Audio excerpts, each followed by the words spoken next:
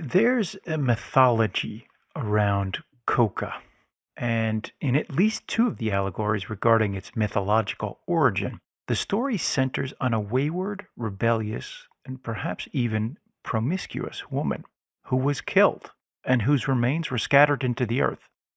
What emerged was the coca leaf, or what many would come to call and still do, Mama Coca.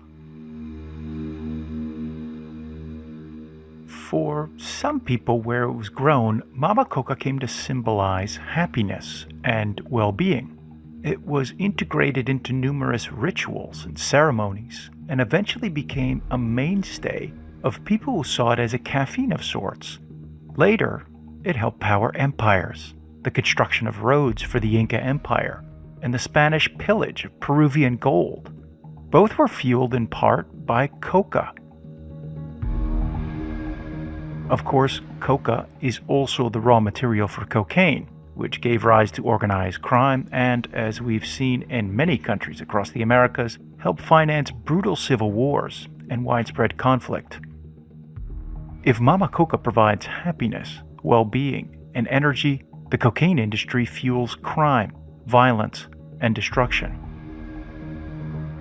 This dichotomy plays out in countless ways across Colombia, where about half of all the coca on this planet is grown. It was there, in the southern state of Putumayo, where Inside Crime met a woman who, for security reasons, we're going to call Ana.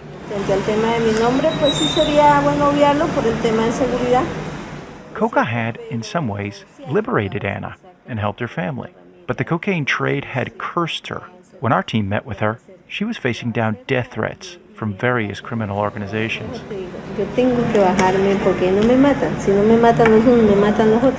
If one group doesn't kill me, she said, the other will. Welcome to Inside Crime's podcast, where we take you to the furthest reaches of the Americas in order to help you understand how organized crime works. I'm your host, Stephen Dudley, Inside Crime's co-director. In this episode, we'll explore this dichotomy, how Mama Coca gives and how cocaine takes away.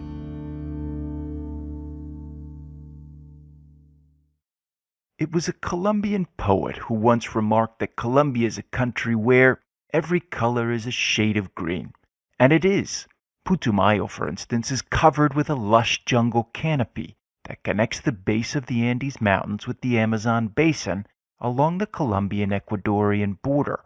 But there's a dark side to this picturesque fairy tale state, one of near constant conflict stemming from its status as a producer of coca and its position as a strategic trafficking corridor of cocaine. Two of our investigators went to Putumayo in 2022 to disentangle this ferocious knot. We were doing a story about the peace agreement that the government signed with the guerrillas back in 2016, but we were focusing on one key point of that agreement, that was the crop substitution program. That's Alicia Flores. She's one of the investigators. And we were focusing on Putumayo because around 20% of the families that joined the crop substitution program in Colombia were located in Putumayo specifically. There are many reasons Putumayo had become such an important production point for coca. It has the perfect climate. Its rivers create a kind of natural highway system to bring in chemicals and extract drugs. The government is also largely absent from the state. That's why the crop substitution program included in the peace agreement was so important to Putumayo. But the program had a lot of problems because some of the community leaders that were supporting the program were threatened and others had been killed. So we wanted to find out why was this happening, and that's how we met with Ana. She was one of those leaders that had been threatened. Hay que decirle al mundo, a Colombia, la realidad que acontece en los territorios. We met with Ana at the restaurant of the hotel. She was a small woman but really strong, and she was really straightforward to us. She introduced herself, she had her notebook in hand, she was ready to talk to us. In many ways, Ana's story was that of Putumayo's. In the 1980s and early 1990s, at the behest of multilateral banks, The government reduced its subsidy programs and government assistance. One of these programs had bought excess rice to keep rice prices steady. Rice was a mainstay of Putumayo's economy and Ana's family, and once the program was gone, the prices fluctuated wildly. Él conversaba con un vecino y había sido que él hacía el negocio de una vaca con semilla. Sí. It was around this time the state saw the rapid influx of coca. It was a new crop then, and farmers, including Ana's father, were curious. So when the government cut the rice subsidy, Ana's father traded a cow for some coca seeds and began to grow it on their land. Eso crecimos con ese sueño de que la coca mejoraba la calidad de vida y que con la We coca grew up thinking that coca was the only way we could have a better life, she said. And the coca did have an immediate impact. It meant more food, better shoes and clothes, and the occasional day off during which Ana would play soccer. Pero entonces él ya nos empieza a comprar las botas, los zapatos, la ropa, que ya llegue un pan, una galleta a la casa. ¿Y de qué él podía hacer eso? Pues de la coca. He bought us nice bread, cookies, and fish, she said of her father. Where did that come from? Coca, of course. When Ana was about 11, her father gave her a small plot of land and some coca plants she could grow on her own. Soon, she had her own source of income, and with it came independence. Ya dejo de ser una carga para mi papá, ya tengo lo que yo necesito y así sucesivamente. I had what I needed. I wasn't a burden on my father anymore, she said. I am the daughter of coca. Por eso yo siempre digo, yo soy hija de la coca porque yo creo. This was the early 1990s, the honeymoon period for Ana, when Mama Coca was providing health and well-being. She moved in with her boyfriend, with whom she'd given birth to a little boy. The buyers came right to their doorstep. No one was getting arrested. And while leftist guerrillas kept a close eye on the trade and even took a small cut from it, the war over the cocaine market in Putumayo had yet to start in earnest. In August 1995, U.S. President Bill Clinton addressed the media in Washington, D.C. Good afternoon. Please be seated. It was the end of an era. The infamous head of the Medellin cartel, Pablo Escobar, was dead, and Clinton was celebrating the dismantling of the powerful Cali cartel. But he was also warning of what was to come. As long as the raw crops can be grown and processed and distributed, we will have a constant battle, and as long as there's a demand in the United States, to keep any vacuum from being filled. And we are exploring today what the problems created by our successes might be. That is, if we continue to break down existing cartels, who will take up the slack and how can we prevent it? A new round of cocaine wars had begun, and one of its epicenters was Putumayo. The new strategy called for airplanes to drop chemicals on the coca, and quickly aerial fumigation accelerated, destroying not just the coca, but all the other crops around it, the rice, plantains, and yucca among them.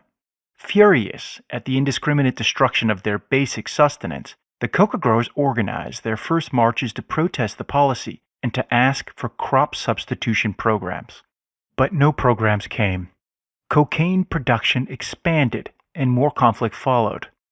In 1998, right-wing paramilitaries began appearing.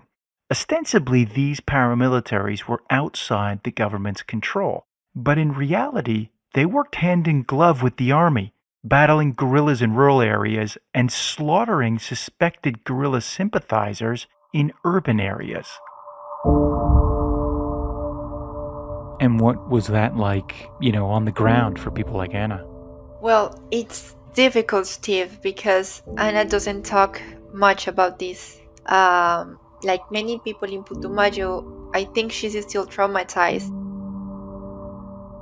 But at the time, she was trying to keep a low profile. Her family was growing, she had her second child, so she tried to stay away from all kinds of conflict.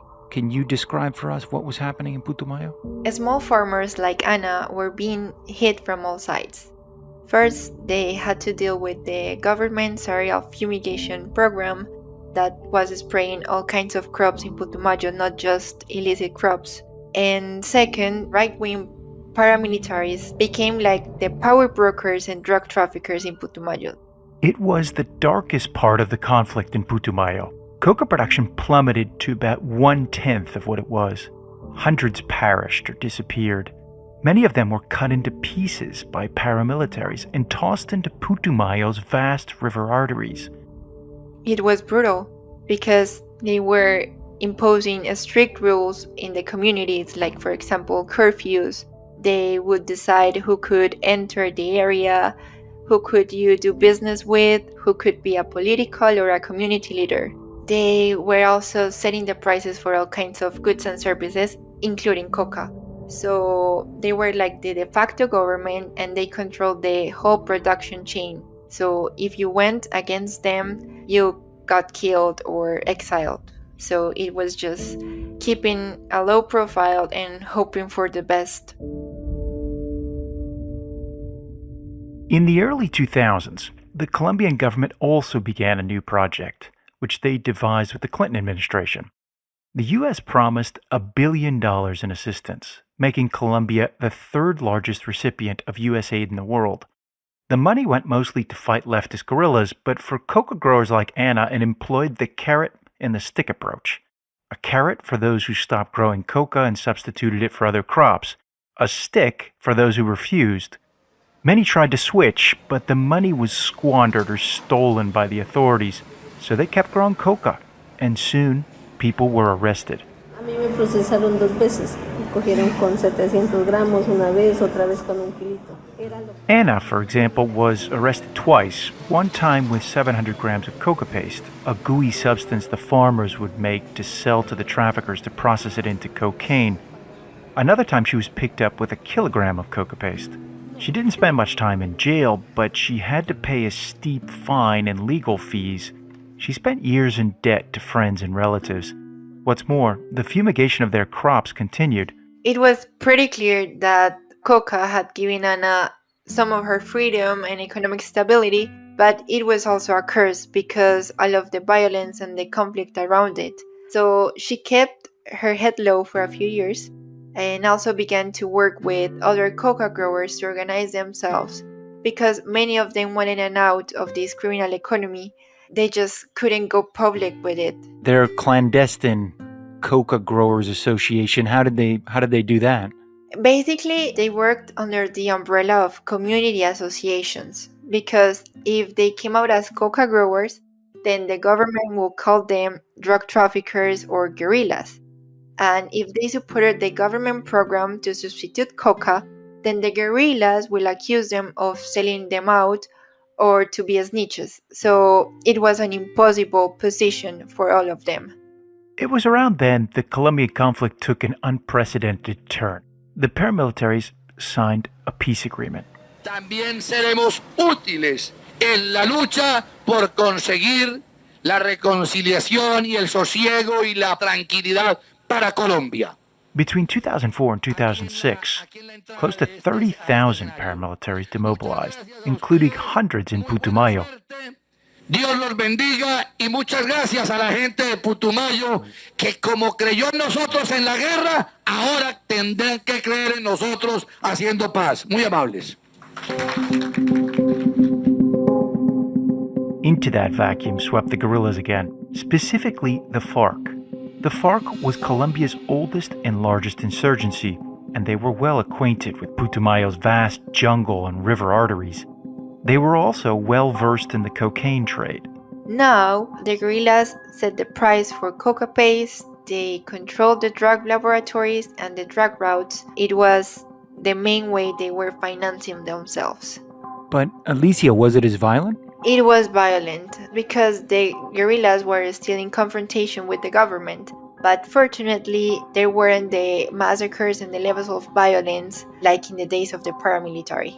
For years, life for Ana continued like this, with her community living under the yoke of the FARC, which sometimes retreated to the jungle and other times entered the community to exert more direct control. It was around then that Ana became a community leader herself. For Ana, this was a huge opportunity.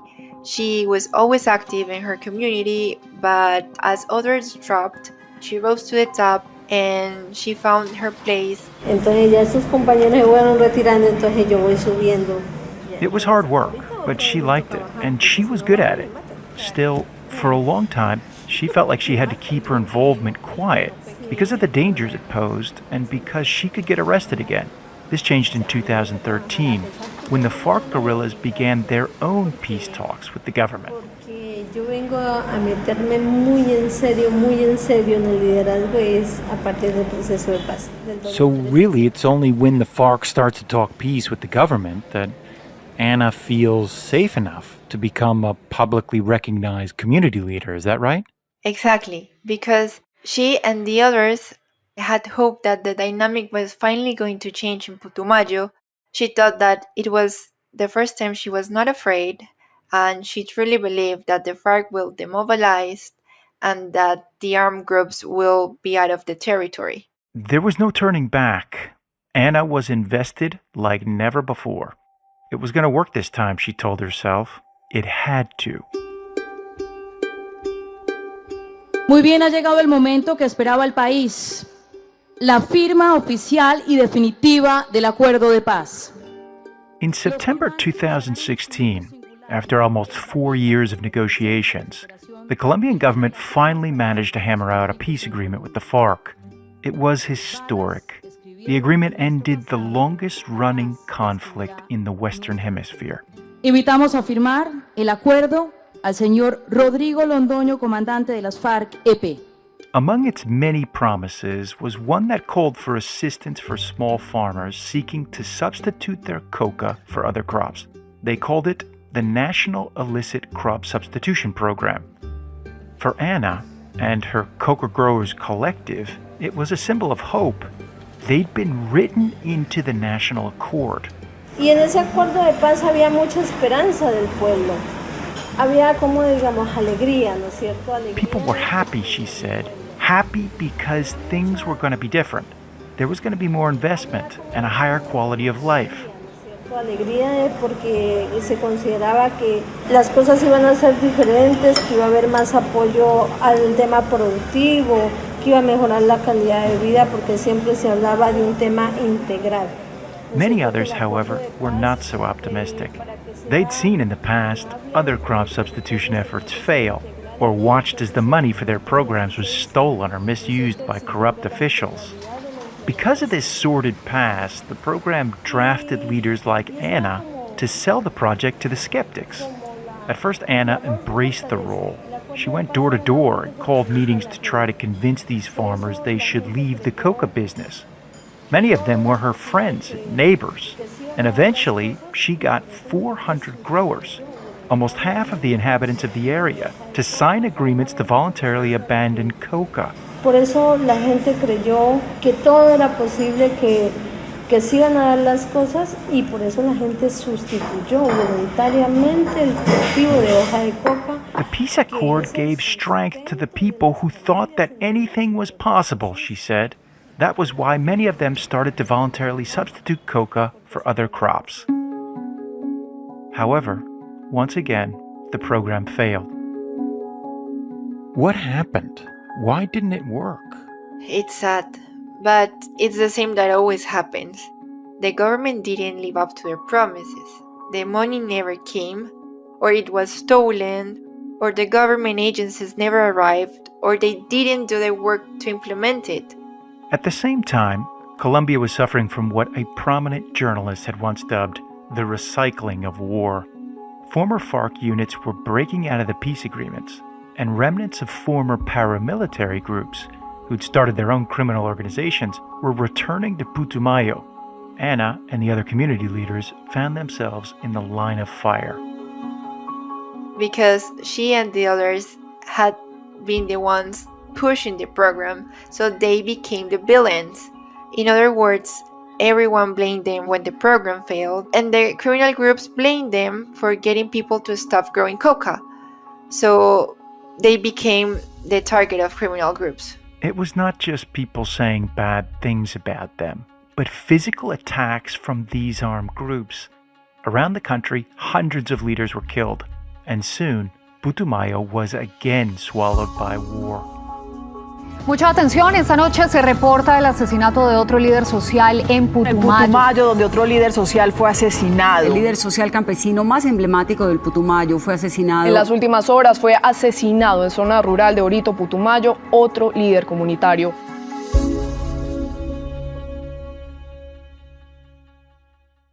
Around Anna, dozens of community leaders were assassinated. Many others fled. The threats came from all sides: the army, criminal groups, and ex-guerrillas. In 2020 alone, 22 leaders were killed in Putumayo. That same year, at the onset of the pandemic, Anna received what she called a pamphlet, in which a group of former FARC guerrillas accused her of being part of a rival dissident guerrilla group. For months, she stayed away from her house, moving from place to place like a fugitive. Y me estigmatizan, me sacan en el panfleto, me tratan como lo peor, que eso es lo que más me ha indignado. They made me the enemy, she said about the threat. That's what galls me. Todos los compañeros, ONGs que me distinguen, me buscaban a mí, que mi vida estaba en riesgo, pues yo estaba tranquila en mi finca, ¿no? Claro, ya no, acaban con mi tranquilidad, acaban con mi buen nombre, porque mucha gente piensa, bueno, algo debe. I'm known in the NGO community, and now they've destroyed my name because now many people will say, well, she must have done something. Muchos creyeron ver apagado mi voz, pero se equivocaron porque como yo no debía nada. Eventually, Anna got tired of running, and in a fit of desperation, went to find the commanders of the armed group who threatened her. Yo fui, busqué el sector armado y les dije, yo soy dirigente y hago esto y aquí estoy. ¿Qué pruebas tienen para que hablen de esa forma de mí? I'm a community leader, she told them. What proof do you have that I've done what you said? Que había una persona que se había desmovilizado del otro grupo armado y estaba diciendo que yo hacía parte de eso. They told her that a demobilized member of the guerrillas had told them she was working with the rival faction. In response, Anna demanded that if the demobilized guerrilla was so sure, he should make the accusation to her face. Me da mucha pena, yo soy dirigente, yo vivo en mi vereda, tengo mi familia, tengo mi finca, mi vereda, y yo no hago parte de ninguna estructura, ni de las FARC, ni de nadie. With all due respect, she said, I'm a leader. I've lived in my village for years. I have a family. I have a farm. I'm not part of any criminal group. Not the FARC, not anyone. I'm a civilian and part of a civilian-led process, and I never want to be part of the guerrillas. Y lo que menos me ha gustado en la vida es involucrarme con esos temas de la insurgencia armada. At the end of the meeting, they seemed somewhat placated by her answers, but still, they had one more demand. She had to resign as the president of her Coca Growers Association. She thought about it for a few weeks, but eventually, in order to save her life, she decided she had to resign. So she did.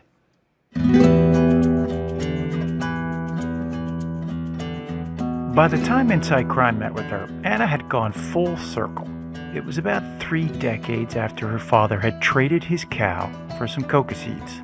Now Anna had stopped growing coca and was tending cattle. She tried to get her teenager to help her, but he said it was too little money. He was right. But for the first time during the interview, a smile broke across her face. The cows, her son had told her, were too mean for him. The thought of it made her laugh. Mami, esas vacas son bravas. Ay. Instead of working with her, her son started a farm of his own, where he is growing coca. He didn't see any other way, she said, and she can't tell him not to, especially given her own history and the economic reality of the region. Sí, mi hijo se fue a sembrar coca, lastimosamente. Eso me duele, pero ¿qué puedo hacer? It hurts, she said, but what can I do? I would rather he plants a coca bush than pick up a weapon. Yo prefiero que antes de que mi hijo empuñe un arma, es mejor que va a sembrar una mate. Her son is not alone. Anna estimates that some 70% of those who signed the agreement to stop growing coca in her area are growing it again. She says it's the only thing they can rely on. Without it, they'll starve. She's seen that poverty firsthand. parents who stave off their kids' hunger with things like a glass of agua panela, which is just boiled water with a dash of unrefined sugar. Con un agua panela, que es lo poco que pueden conseguir. What was Anna's big takeaway from this whole experience? What did she tell you? Frustration. I mean, she was just frustrated and sad. I remember her telling me that the only thing that had filled their bellies, built their roads, and sustained their school was Coca. La coca no solamente sustituye el plato de comida, sino que también es educación, también es salud. People like Anna were going out, door to door, telling people to leave Coca behind. And then, when it falls apart, she and the other leaders are the ones who pay the highest price, some of them with their lives. What about you, Alicia? What was your big takeaway? I don't know, Steve. I mean, you want to find some hope, and Anna says many farmers still hope that someday some government will finally come through for them. But it's hard not just to see the cycles of violence, poverty, and organized crime repeating themselves in places like Putumayo. It's just exhausting. Mama Coca. It gives and it takes away.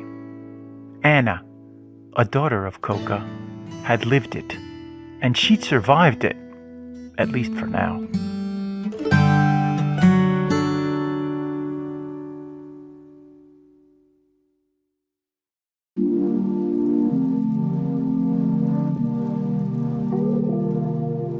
This show was a co-production of Insight Crime and La No Ficción.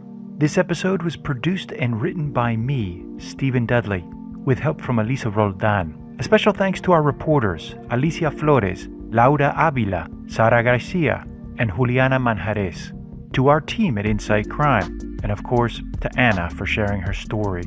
Our editors are Elisa Roldan and Tomás Umprimni.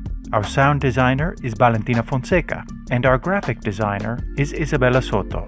The poem I mentioned earlier is called Morada al Sur by Aurelio Arturo. You can find it online, and the Colombian journalist I referenced was the great Maria Teresa Ronderos. If you think these stories are important, consider making a donation. Every little bit helps and will go directly to reporting these types of stories. We'll be back in a couple of weeks with a story from inside a Honduran female prison, where a gang war is about to get very bloody. Yo soy hija de la Coca. Thank you for listening. See you next time.